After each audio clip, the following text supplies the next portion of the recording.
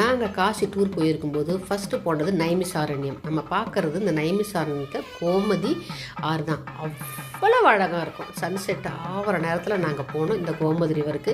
இங்கேயும் ஆரத்தி எடுப்பாங்க. எப்படி உங்களுக்கு காசியில் ஆரத்தி எடுக்கிறாங்களோ கங்கா ஆரத்தி, அதே மாதிரி இந்த கோமதி ரிவர்லேயும் ஆரத்தி எடுக்கிறதுக்கு எல்லாமே வச்சுருப்பாங்க.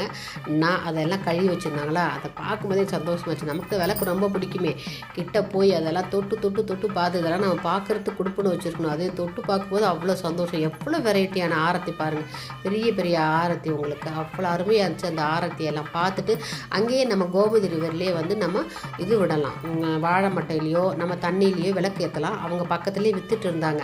அவங்க அழகாக உங்களுக்கு தெர்மோகோல்ட மாதிரி சின்னதாக ஒரு லைட் வெயிட்டில் விளக்கு, கீழே நல்ல பெரிய வெத்தலை இலை கொடுத்துருந்தாங்க.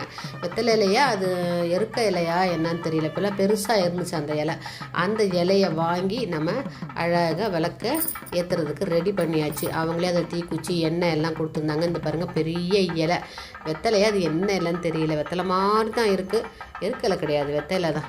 அதை வச்சு 2 இலையாக கொடுத்தாங்க. அதில் மேலே நம்ம குட்டியாக ஒரு லைட் வெயிட்டு ஒரு பாக்குத்தட்டு மாதிரி இருக்குது. அதில் நல்லா விளக்கேற்றி பூவெல்லாம் வச்சு செட்டாக தான் கொடுத்துருந்தாங்க.